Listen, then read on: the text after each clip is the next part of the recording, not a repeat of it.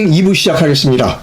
한 7, 8분 전에 아침 뉴스 브리핑 중에 방송이 끊어졌습니다. 왜 끊어졌는지는 잘 모릅니다. 저는 아주 고급 사양의 컴퓨터를 사용하고 있고 가끔 이렇게 끊어집니다. 오늘 방송 내용이 좀 불안했습니다. 제가 중간에 끊어질 것 같다는 예감은 들었습니다. 그러나 2부를 계속합니다. 오늘 방송 제목은 이렇습니다.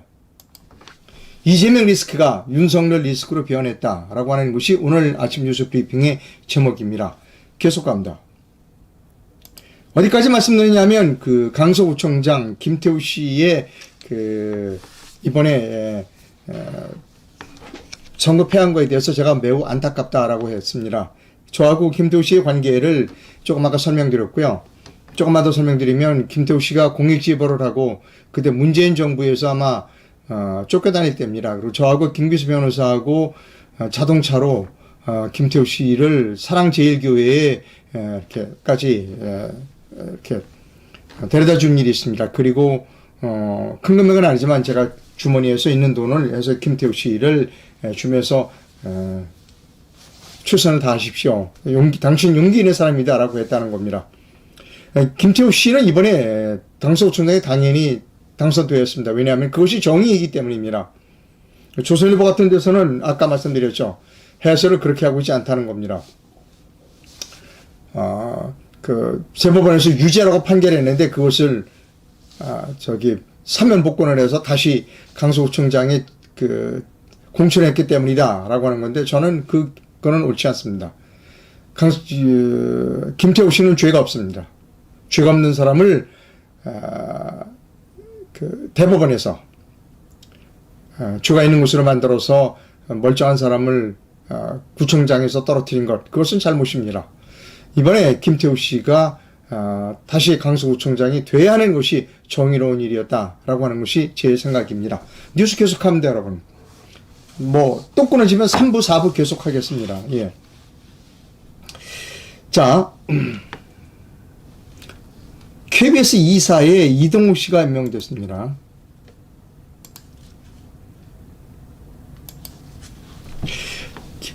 동아일보 기사입니다. KBS 보궐 2사에 이동욱 전 월간조선 기자가 임명됐습니다. 윤석열 대통령이 방송통신위원회 추천으로 이 전 기자를 임명하면서 KBS 2사의 정치적 구도는 여당 6, 야당 5으로 여권이 우위가 됐습니다. 자, 이동욱 씨가 어떤 분인지에 대해서 있어요. 2019년 자유한국당 추천으로 5.18 민주화운동 진상조사위원으로 됐어요. 자, 여러분 제가 이동욱 씨하고의 관계를 좀 설명드립니다. 저는 이제 사적인 관계에 대해서 설명을 안 하려고 그러는데 이동욱 씨에 대한 이야기를 여러분께 말씀드릴 필요가 있습니다. 저하고 이동욱 씨하고 크게 싸울 뻔했습니다. 어떤 분의 주선으로 저는 그때 방송통신심의위원이었고 근데 그분이 이제 저녁 식사를 이렇게 주관하시는 분이 어떤 이제 기관장이 됐어요. 그러면서 이제 저도 초청을 하고 이동욱 기자도 초청을 했습니다. 그래서 저녁을 같이 먹었어요. 그러면서 이제 저한테 소개를 했죠. 이동욱 씨가 이번에 광주 5.18 진상규명 광주 5.18 민주화운동 진상조사위원회 위원이 되셨습니다. 이동욱 씨입니다라고 이제 소개를 했어요. 저한테. 그래서 전 처음 만났습니다. 근데 밥을 먹으면서 저하고 싸울 뻔했어요. 언쟁이 벌어졌습니다. 이동욱 씨가 이런 얘기를 하는 거예요. 지만원 씨를 비난하면서 5.18 때 북한군이 오지 않았다는 겁니다. 그래서 제가 듣고 있다가 뭐라 했냐면 이동욱 씨 내가 한마디 하겠는데 당신 태도가 잘못됐어. 진상조사 규명위원이라면 편견을 갖지 말고 조사를 해야 되는데 당신은 벌써 편견을 가지고 있어. 5.18 때 북한군이 오지 않았다는 편견을 가지고 당신 조사하고 있는데 그 편견을 그렇게 얘기하는 근거는 뭐냐면 지만원 씨의 견해가 틀렸다. 600명이 지만원 씨 600명이었다가 틀렸다. 그러니까 광주에 북한군이 오지 않았다. 라고 하는 편견을 당신은 가지고 지금 조사, 위원을 한다고 그러는데 잘못됐어.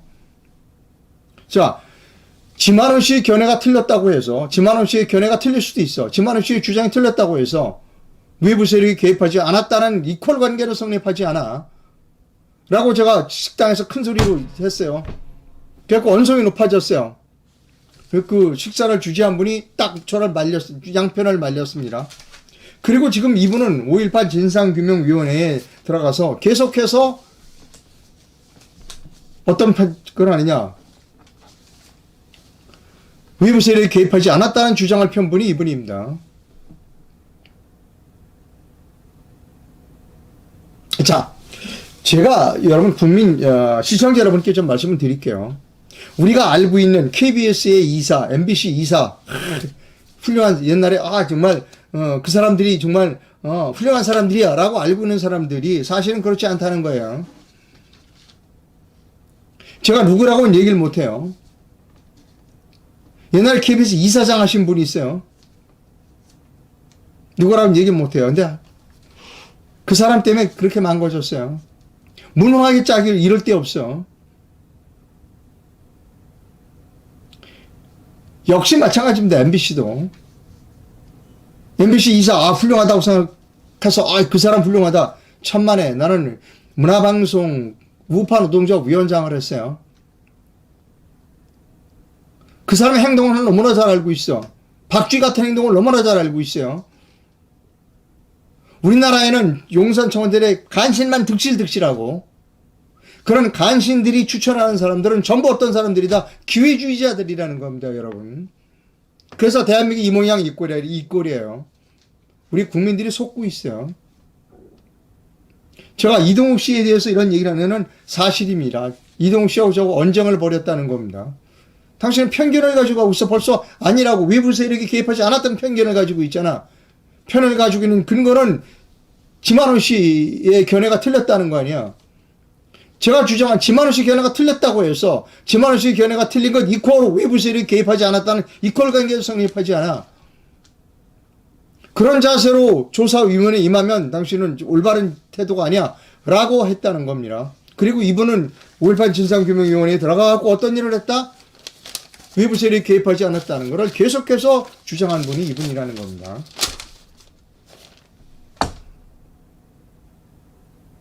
그리고 이런 사람이 KBS 이사로 들어간 거예요.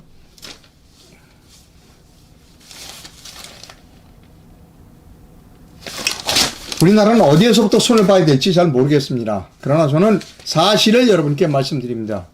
물론 저를 비판한 사람 많아요. 자, 그 다음 뉴스 할게요. 여러분 뉴스 아직 안 끝났습니다. 중간에 끊어졌어요. 이 방송 끊어지면 3부, 4부 계속 할 겁니다. 계속 갑니다.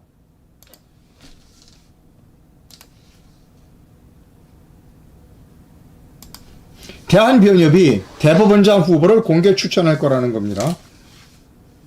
여야 강대강 대치로 30년 만에 대법원장 공백 사태가 이어지는 가운데 대한변호사협회가 대법원장 후보를 공개 추천하겠다고 나섰습니다. 김용훈 대한변호사협회 협회장은 어제 서울 서쪽 대한변호사협회 회관에서 긴급 기자회견을 가졌습니다. 대법원장은 대법관과는 달리 법적으로 변협회장 등의 후보 추천 요령은 없으나 변협은 상징적 의미로 1999년 이후 차기 대법원장 후보를 공개 추천해 왔습니다. 자, 여기서 제가 대한변협이라는 단체에 대해서 물어볼게요. 이 대한변협이라는 단체가 박근혜 대통령 탄핵 때 무슨 짓 했죠? 또 지금 현재 대한변협이라는 단체가 뭐 하는 단체인 줄 알아요? 대형 로펌의 앞제비가 대한변협이에요. 대한변협 회장할 때 선거자금 누가 되는지 아세요? 얘기 못해. 어디서 받았는지. 회장 선거한다고 변호사는 몰려다니면서 전국 돌아다니면서 호텔에서 밥 먹고 술 먹는 거 그 비용 누가 되는지를 얘기를 못해. 그 비용 누가 됐다? 대형 로펌이 됐어요. 대한변협.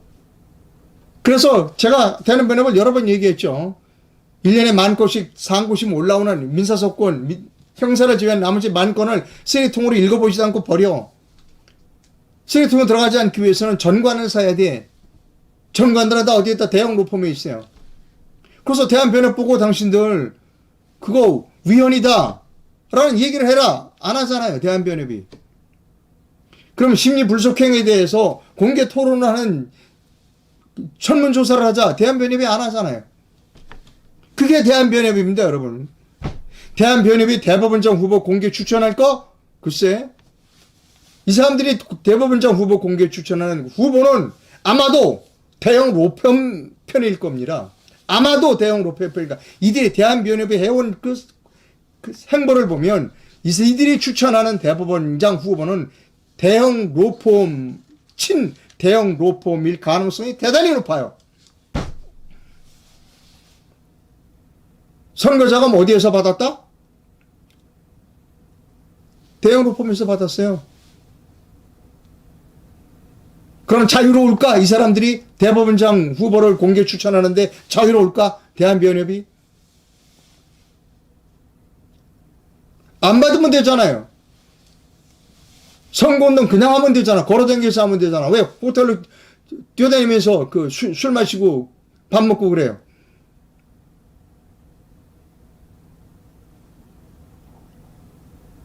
대한변협의 이사? 로펌 편이에요. 로펌 편. 1년에 만 건씩 읽어보지도 않고 쓰레기통으로 가는 심리불속행위 위헌이 일다.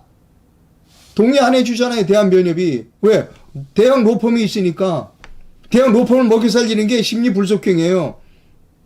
전관이라고요. 전관. 대한변협을 믿어야 돼요. 여러분. 정말로 대한변협이 정말로 국민을 위해서 한다면 이런 사람을 뽑으세요.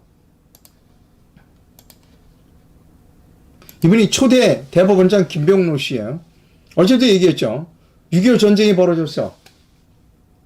그러니까 대법원장은 집차를 타고 있었으니까 집차를 타고 피난을 가고 정부가 모두 이 피난을 가니까 자기 부인을 당신은 공무원이 아니니까 집차 타면 안 돼. 당신은 혼자 피난 가. 그래서 그 친정집이 전라도 담양인가 그런데 거기 가서 빨치산에 의해서 죽었어요. 그게 김병로입니다. 누구처럼 대형 로펌에 돈 받아 먹으면서 저녁 사 먹고 술 먹으면서 회장 선거하지 않는다니까요. 누구처럼 그 선거관리위원회 일도 아닌데 선거관리위원회 차를 타고 돌아다니면서 사적으로 막 유용하는 사람이 아니라니까요. 이 김병로 씨는. 이 김병로 씨는 지금 살아계셔도 대형 로펌하고는 전혀 타협할 사람이 아닙니다. 진짜로 대한변협이 훌륭한 대법관 후보자를 추천한다면 이런 분을 있을 거예요. 찾아보면. 맨 대형 로펌과 친한 사람들만 찾으려고 하니까 문제가 윤석열 대통령도 그렇고 대한변협도 그렇고 대한민국 전체가 다 문제가 되는 거예요. 대한민국 전체가 왜 대형 로펌의 노예가 돼야 돼요, 여러분? 왜 1년에 만 건씩이나 되는 재판이 쓰레기통으로 들어가야 돼요? 왜 대한민국 국민들이 대형 로펌의 노예가 돼야 되느냐고요? 대한변협이 기왕 맘먹고 대법원장 후보 공개 추천한다면 이런 분을 추천하세요. 아마 힘들 거예요. 대한변협의 행보로 봐서. 여러분. 옛날에 힘들다는 머리 좋은 사람들이 법대 가서 고등고시 붙었어요. 그럼 좀 제대로 하세요. 제대로. 국가를 위해서. 자, 그 다음 갑니다. 중요한 거 하나 갖고 갈게요. 학생 백신 피해는 국가 책임이라는 주장이 있어요. 더 프리덤 타임즈의 이상훈 기자가 어제 썼습니다. 이 지금 사진이 학생이에요, 학생. 중고등학교 학생이 백신 접종받고 피해 사망한 사람들이에요. 학생 백신 국가 배상 민사소송 두 번째 변론기일에 맞춰 학생인권연대 학인연은 12일 오늘입니다. 오늘 오후 긴급 기자회견은 예정입니다. 부작용을 미고지했고 사망 중증 은폐를 했습니다. 학생 백신 피해는 국가 책임이다. 학생 학부모 교사 인권연대 학인연이군요. 학인의 이게 그 준말 학생 학부모 교사 인권 보호 연대는 오늘 12일 오후 1시 오늘입니다. 오후 1시 30분 서울중앙지방법원에서 학생 백신 국가 배상 민사소송 두 번째 변론기일에 앞서 긴급 기자회견을 가질 예정이라고 더 프리덤 타임즈가 보도했어요. 자, 제가 여기서 그 백신 부작용 진실 규명 협의회 맞을 겁니다. 백신 부작용 진실 규명 협의회 백진혁 대표가 저에게 보내준 그 카톡 내용을 여러분께 좀 읽어드리겠습니다. 딴 거 다 하고요. 이겁니다. 폐기된 백신을 사다 폐기한 게 많아요. 폐기된 백신만 1조가 넘고 앞으로 폐기될 백신도 1조 가까이 된다. 접종률 1%대로 내려간 코로나 백신을 또 긴급 승인했다. 또 들여왔어요. 예를 들어 1천억 원어치를 사왔다면 995억 원어치를 폐기해야 한다. 이 미친 집단은 피해 보상이 많아지면 접종률이 떨어질까봐 피해 보상을 하지 않고 백신을 사서 버리면서 국민들의 고통을 일부러 외면하고 있다. 백신 접종으로 사망한 국민은 인과성 기각률이 98%다. 백신 접종으로 사망하지 않았다고 인과성이 없다고 한다는 겁니다. 정부에서. 접종하지도 않고 폐기할 백신을 사오는 돈이면 피해 보상을 신청한 국민들 모두를 인과성으로 인정하고 피해 보상에도 남을 돈을 백신을 사서 버리는 데 쓰고 있다. 이런 정부기관은 존재 자체가 해악이다. 이 글은 백신 부작용 진실규명협의회의 이상훈 대표가 저에게 보내준 글입니다. 네. 근데 또 백신 얘기만 하면 그 유튜브 계정이 막 폭파되고 그래요. 뭐 경고 나오고 그러던다. 이게 올바른 나라입니까, 여러분? 자, 여러분, 저는 4월 혁명을 하고 있습니다. 국민의힘만 믿고 있으면 3년 뒤에 이재명이 대통령 됩니다. 여러분, 이거 제가 여러 번 말씀드렸어요. 국민의힘 꼬라지 하는 거 보세요. 그렇게 사전선거에서 의도 터져도 여러 번 의도 터졌잖아요. 사전선거에서. 그래도 사전선거 해야 된다고 주장하는 사람이 국민의힘 사람이에요. 그런 국민의힘만 계속 믿고 있으면 3년 뒤에 이재명이 대통령 됩니다. 국민의힘 믿으면 큰일 나요. 그래서 4월 혁명을 제가 하고 있습니다. 정당은 내일로 미래로라는 정당이에요. 4월 10일 총선 출마자를 모시겠습니다. 이게 제 전화번호입니다. 전화번호로 전화 주시거나 문자를 넣어주시기 바랍니다. 여러분 이거 잊으면 안 돼요. 국민힘만 믿으면 정말 이런 아까 했잖아요. 번번이 의도 터져. 사전선거로 번번이 의도 터져. 근로에서 다운돼서도 사전선거 올바라요. 사전선거 하세요. 그것뿐만 아니면 여러 가지입니다. 그런 국민힘만 여러분 국민힘 의원 중에 5.18을 헌법 전문에 넣으면 안 됩니다. 4.3 사건은 재심해야 하면 안 됩니다. 4.15 부정선거 수사합시다라고 얘기하는 국민의 의원 한 사람이라도 있어요? 없죠. 그러면 왜 국민의힘을 우리가 찍어줘야 돼요? 4월 10일 총선에서. 그런 국민의힘을 믿고 있으면 3년 뒤에 이재명이 됩니다. 내일로 미래로 저는 옐로 미래로의 정당에서 인재영입위원장을 맡고 있습니다. 4월 혁명에 앞장섰다고 말씀드렸어요. 4월 10일 총선 출마자를 모시고 있습니다. 지금 여러분을 만나고 있어요. 제 전화번호로 전화를 주시기 바랍니다. 또는 문자를 주십시오. 자, 저를 욕하시는 분이 상당히 많아요. 비판하시는 분이 많아요. 좋아요. 저는 제가 옳다고 생각하는 바를 주장하고 있습니다. 이상하고 올바른 방송을 했다고 생각하시면 제게 자그마한 금전적 후원을 부탁드립니다. 저도 생활인이에요. 뭐 후원 안 해주시면 그냥 저 산만 다니면 돼요. 전 에베레스트도 갔다 왔고 만나푸르나도 갔다 왔고 연금 받은 걸로 그냥 산만 다니면 돼요. 행복하게 살 수 있어요. 여러분 KBS에 시청률 내시잖아요. 자, 큰 금액 아닙니다. 자그마한 금액의 후원을 부탁드립니다. 해외에서 후원하실 분은 페이팔 계좌를, 국내에서 후원하실 분은 기업은행 계좌를 이용해 주실 수 있습니다. 회원 가입은 영상 하단에서 해 주실 수 있습니다. 자, 댓글이 들어왔는지를 살펴보겠습니다. 아까 1부에서는 방송이 끊어졌기 때문에 읽어드릴 수 없고 2부에 윤창중 씨 부정선거 언급이 없다고는 그러는데요. 잘 못 들으신 거 아닐까? 왜 그런가 모르겠어요. 자꾸 이런 얘기가 들리는데 5.18을 민주화라고 하는 사람이 이동욱 씨이다. 그분이 지금 KBS 이사로 임명됐다.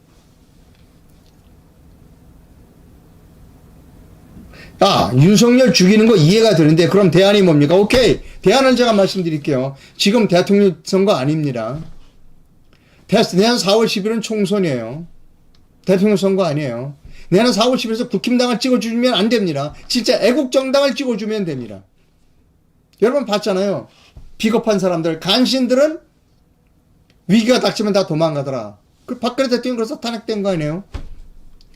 야, 그러면 이 사람들이 이렇게 얘기하죠. 그러면 이재명이 찍으란 얘기냐? 이상료, 너 윤석열을 비판하는데 그럼 이재명이 찍으란 얘기냐? 대통령 선거 아니라니까 내년 4월 10일에. 총선이에요, 총선.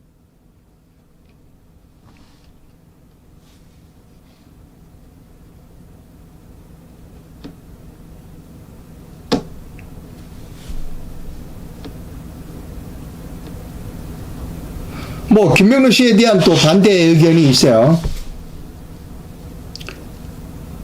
글쎄요, 전 정확하게 모릅니다만, 조선시대, 그러니까 일제시대 때 일본 공부 안 하면 그 법관 될 수 있겠어요?